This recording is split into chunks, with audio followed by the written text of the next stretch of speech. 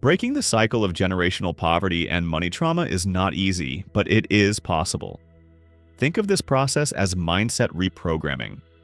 You are literally rewriting the code in your brain that defines your relationship with money. It won't happen overnight, and that's okay. Be patient with yourself, because you're undoing years or even generations of conditioning. As one financial therapist advises, unlearning old money patterns takes time.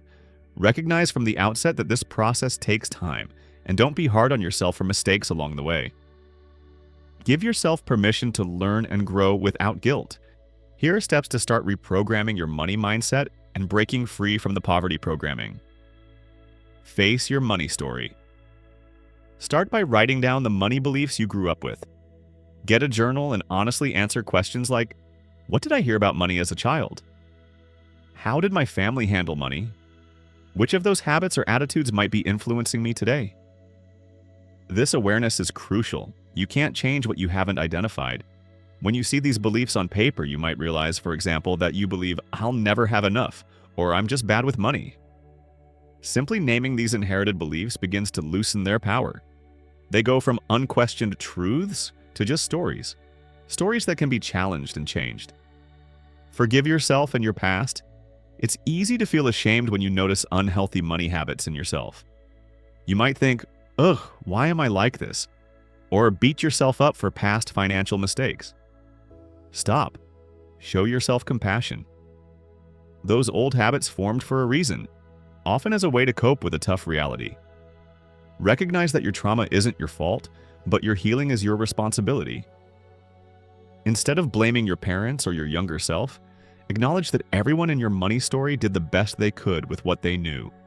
Forgive whatever financial missteps are behind you, whether it was overspending, under-earning, ignoring problems, etc. This will free you from guilt and allow you to focus on solutions rather than self-punishment. Challenge scarcity with small actions. To undo the subconscious program that says, there's never enough, or you can't handle money, start proving it wrong through small, consistent actions. For example, if you're used to avoiding your bank account out of fear, begin a new habit of checking it regularly without panic. You might start each morning by quickly reviewing your balances and saying out loud, this is okay. I'm in control. If you've never saved before, start with a tiny amount. Save $5 or $20 a week, just to show you can. The amount matters less than building the habit. These actions might feel uncomfortable at first, but that's good. It means you're stretching beyond the old programming. Each small step you take is rewiring your brain, teaching it, I am capable of managing money. I can make positive choices with money.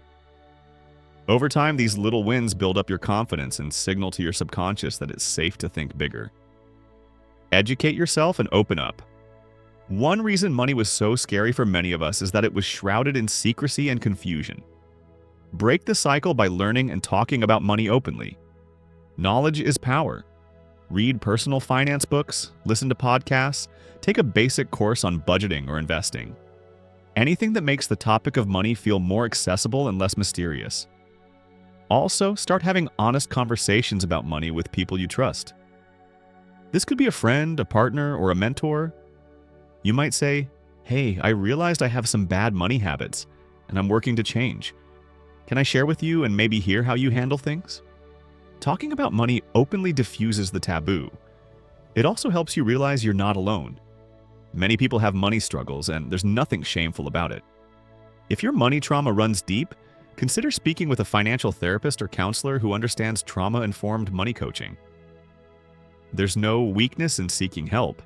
In fact, it's a power move toward reprogramming your mindset with support.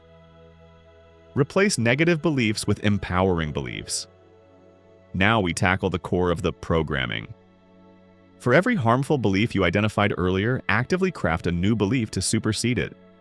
If your old program said, I'll never have enough, your new mantra might be, I am learning to create abundance and opportunities for wealth are all around me. If you caught yourself thinking money is evil or rich people are greedy, reframe it to, money is a resource and a force for good in the right hands, my hands. This isn't about Pollyanna-style positivity. It's about leveling the playing field in your mind. Why not you? Why shouldn't you be prosperous and free? Remind yourself that your ancestors who struggled and sacrificed did so, hoping you would have a better life. You are not dishonoring your family by succeeding. You are fulfilling their deepest wish for the next generation. As the article How to Unlearn Generational Money Trauma says, breaking the cycle is the most loving, revolutionary act you can commit. Every time you choose a new empowering belief about money, you're breaking a chain that has held your family for ages. Practice abundance and gratitude. Daily. To solidify your new mindset, make abundance a daily practice. This can be as simple as gratitude. Each day, list a few things you're grateful for that money has given you, even if it's just a meal or a roof over your head. Gratitude shifts your focus from lack to sufficiency. Another practice is visualization. Regularly imagine what a financially free life looks like for you. See yourself living without the knot of anxiety in your stomach, paying bills with ease, maybe helping loved ones, or donating to causes you care about. Picture the freedom, the relief, the joy. This isn't daydreaming. It's training your brain to expect good things instead of bracing for disaster. Over time, an abundance mindset makes you proactive. You'll start spotting opportunities to earn or invest because you're no longer fixated on fear. And when you do, seize them. Remember that wealth isn't just money in the bank. It's the ability to live with peace, purpose, and security. True wealth is emotional freedom. Being able to look at your bank balance without shame, to enjoy a dinner out or a vacation without panic, to invest in yourself through education, health, or starting a business, because you know you're worth it.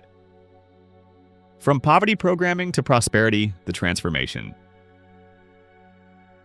Breaking the programmed to be poor cycle is a journey, often a challenging and emotional one.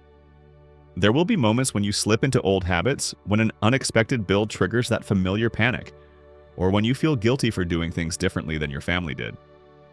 But remember, progress is not linear. 2 steps forward, 1 step back is still movement in the right direction.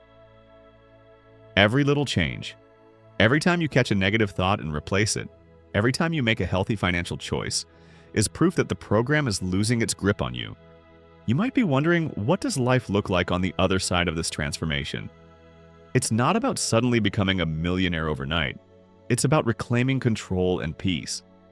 Imagine being able to make a financial decision without hearing that internal voice of doom. Imagine having an emergency fund so that a surprise car repair doesn't send you into a tailspin.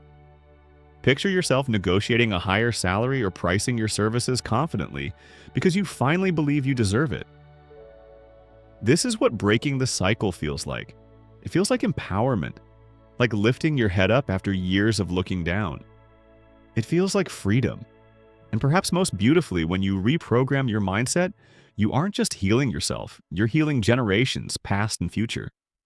You're proving in your own life that a new story is possible.